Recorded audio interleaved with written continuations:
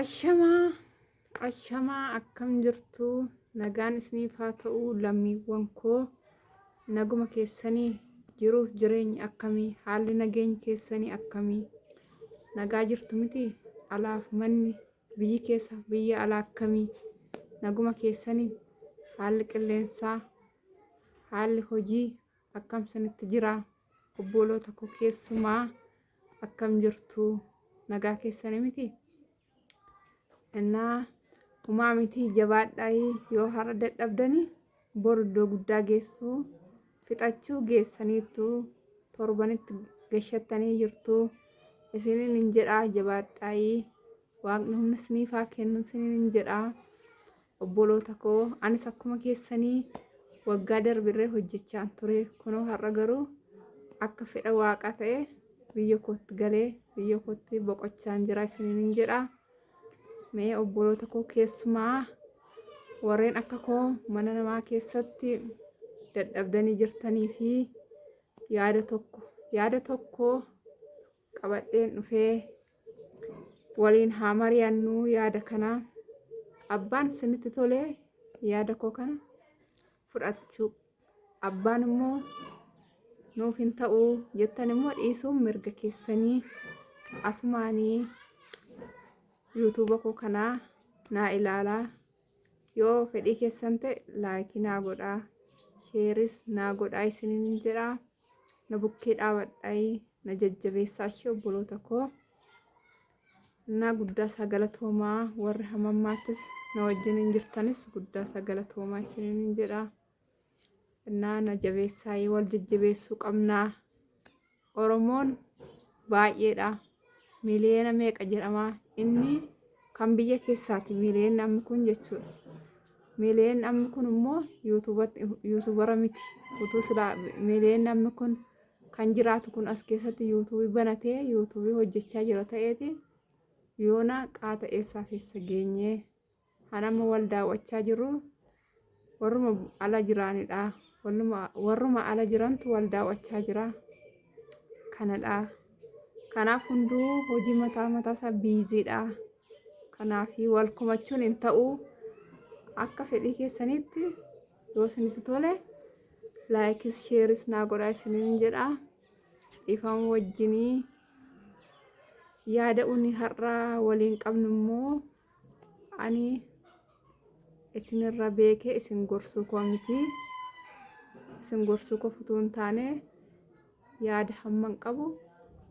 waliif qoonna jedhetanii anis akkuma keessanii biyya ormaa waggaa dheeraaf tureen dhufee dura sirree galees nan deebi'ee kana gidduutti maaltu na mudate maaltu na mudanne kan jedhu waliin haasofnaa sababni isaa waa'ee maallaqaa irrattidha. Kanaafuu obboloonni koo amma qabdanii kan galuudhaafis jini tokko saafu jini lama sinaafu jini sadii sinaafu amma barbaadan sinaafu maallaqa akkam goonaa eenyutti ergannaa jettanii irrakkatiinaay maaltu sirrakkisee kanaafuu gizee ammaa kanatti baay'ee maallaqa abbaatti ergatan obboleessa kootii dhiiga kootii haadha kootii abbaa kootii jennee amannee in ergan uni ergoo malee ganzabni kun jira nuun jedhu isaan ija keenyaan garuu argaa hin jirru jiraadhanii isaan nutti aman jedhanii nutti himan amannee taa'uu hin qabnu maaliif anumarraa jammareetanidha waan anarraa gaheerraa jammareen sinitti barbaade birrii of harkatti qabattanii dhuftanii fiddanii dhuftanii asitti zarazzarachuu ni dandeessu.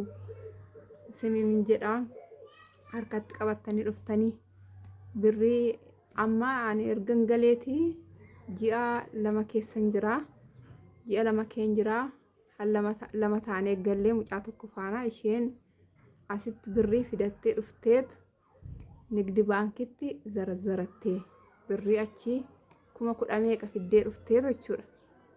Asitti zarazzarattee ani jappootiin argedha.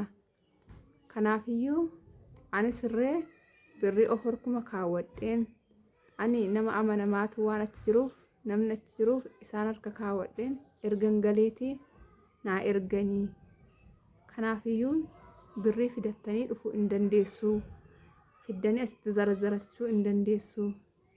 Amma lama taanee dhufne isiniin jedhe mitiire ጓደኛ kufaana isheen hisaaba birrii Saawudii birrii tokkotti birrii 1,000 jechuudha. Birrii 1,000 36tti zarazaree fi baankiin isa har'aa kanatu hin taane kun amma ji'a lama keessa jira isiniin jedheera ji'a lamman kana jechuudha. Ji'a lama fixuu fi xiqqoo tafa kanatti zarazarameef jechuudha. Kumni tokko kan Saawudii birrii Itoophiyaatti 36tti zarazarameef. Kanaafiyyuu wanti tokko waan nama sodaachisu hin qabu. Birrii keessan godunfattanii seeraan shaanxaa keessan keessa godhattanii ጓደኛስ baay'isuu dhiistuu kotota maakunoo kotota wayyaafaa maal dhiistaniitu hin ulfaatu waan ta'eef shaanxaa keessanitti fannifattanii seeraan fiddanii dhuftanii dhugaadha. Asitti yoo zarazaratan isatu isin awwaaxaa. Fiddanii immoo dhuftanii immoo jechuudha. Gabaa gurraachatti hin zarazarre hin jedhina. Maaliif gabaa gurraachonni hin beekaman birrii foorjidii fa'aa keessa godhaniitu isin zarazaruu danda'u isaan. Namni ammaa hin beekamu. Yoo nama beektan ijaaf ijatti nama beektan nama amantan yoo ta'e malee nama hojii sana hojjetu yoo ta'e nama amantan yoo ta'e malee baankiitti yoo zarazaratanii baay'ee bu'aa guddaa qabaan isiniin jedha. Kanaafiyyuu dhugaa achi teenyee birriin kun maal ta'a maal ta'e na rakkisaa jettanii yaadurra yaadaan dhumurra fiddanii as zarazarachuu wayyaa.